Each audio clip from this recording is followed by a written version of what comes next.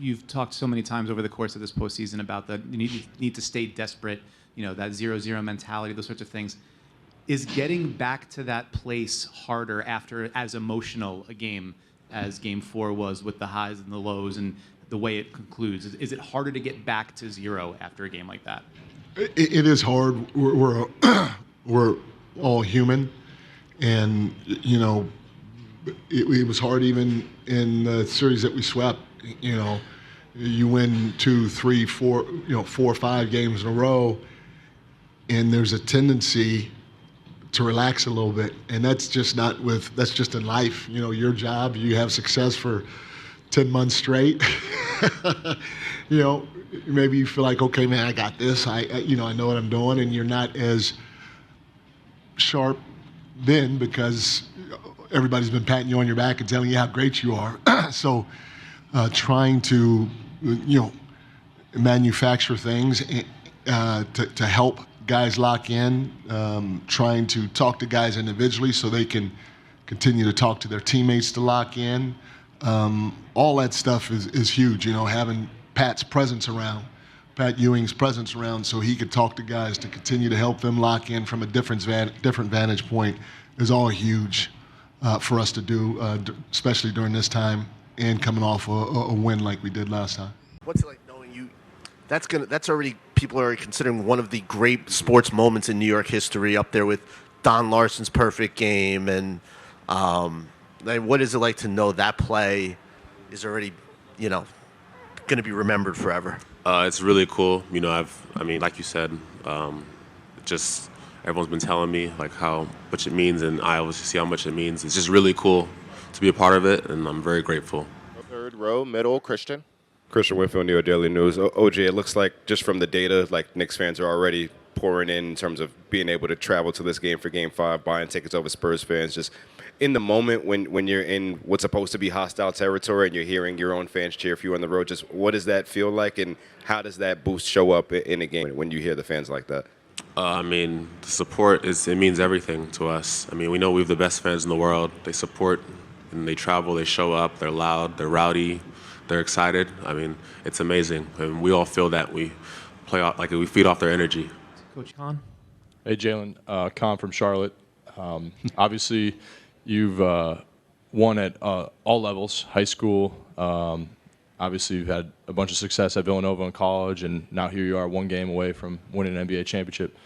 What are some of the key attributes of a winning basketball player?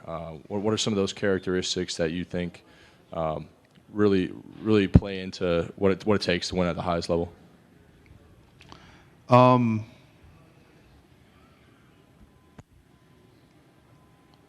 think the one thing that stays constant within all of that is just I've always told myself, and always been taught by my parents, never be afraid to fail. You put yourself in those positions when you're in the summertime, when you're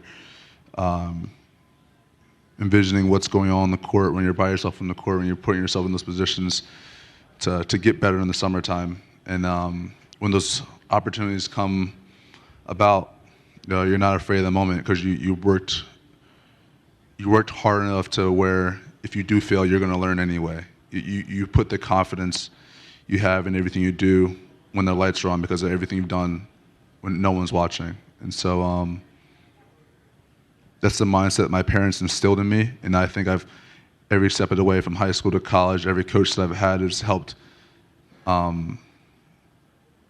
made it better. And but it really starts with them, and I'm really appreciative of them. Jalen, Tim Reynolds from the Associated Press. Coming into the series, there was so much attention on the winning streak, and not just the streak, but the margins by which you guys were winning games by 30, 40, 51 points. These have not been that way. What is it about this group that when things are rolling, obviously it looks easy, but you guys have had to dig, obviously, in these 4 games, particularly down the stretch. What is it about this group that you can find that gear when you have to? Yeah, when we practice and we have film and we talk about situations, what we have to do, you're always preparing, worst possible case scenario. if this happens, we got to be prepared for this. If this happens, we have to be prepared for this.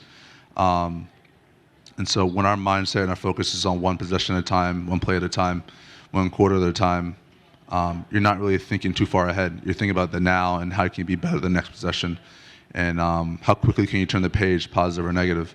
And so regardless of what's going on, our mindset and approach has to stay the same. And I think we've done a very good job of that. And it's something that has grown over the season, but it's really important, especially obviously now. Kat, you're from New York area. You grew up a Knicks fan. Do you think OG understands the magnitude of that shot? And what do you think? I mean, especially if you guys go on and win one more game. I mean, what do you think? Where do you think that will end up going down in terms of New York sports moments? I mean, the right hand of God, and can't spell God without OG. I think in New York moments, I mean, it's high up on the list of New York moments. I think of it's almost like I think of Derek Jeter hitting the home run to right field. I think of stuff like that. It just scrapes the wall, gets over. I think of a lot of moments. I think of like Plaxico Burress catching the ball. I think of David Tyree catching the ball again for Eli Manning. There's a lot of it's going to be up there with some of the greatest moments in New York sports history. I've tried to explain it to him, but OG barely gives you any reaction, so I don't know if he's understanding it or not. But like you said, it's a great moment. It's one of the best sports moments in New York history, but we got to solidify it with one more win. Jared Schwartz, New York Post. Kat, you guys have talked so much about being desperate and playing with desperation. What makes you guys so good at manufacturing that or creating that within yourselves, and how much are you leaning on that now that you're up 3-1? Replicating that sense of desperation. We spoke about it multiple times. We got to approach every game like it's 0-0. We got to have that kind of desperation it is to win game one of a playoff series. We got to go in there with the understanding and no comfortability, just really be desperate, execute at a high level. Game plan discipline has to be at another level. And I've said it multiple times, I'll say it again, the hardest game to win is the one that ends someone's season. So we got to be at our best version tomorrow. When you guys have a night like the other night where it feels like a crazy celebration, you guys have been so good in closeout games. How do you put that 24 hours behind you and realize the job's not done? Yeah. I think it's pretty easy for us. I think that's probably the most I could say. I think it's pretty easy for us. Maybe the fans and media stuff, maybe a little bit more. Can't control it right now. But as a players, we know our job's not finished. So, yeah, we're ready. France, you're with a 1 win away from a title with Jalen and Josh, same as in Villanova where you won national championships. Do you see any similarities between the run, the chemistry it takes to win the Natty and then to win the NBA Finals? And is it surreal to be able to win it with those guys like at the highest level? Yeah, I think being in college and Coach Wright did a great job of teaching us how to win and what it takes. I think that's what we could take from it, is that just knowing how hard it is, to get here and how hard it is to win. I think that's helped us. And for us being teammates, obviously it's really cool being in this moment. But we still got a job to do, and we're not there yet.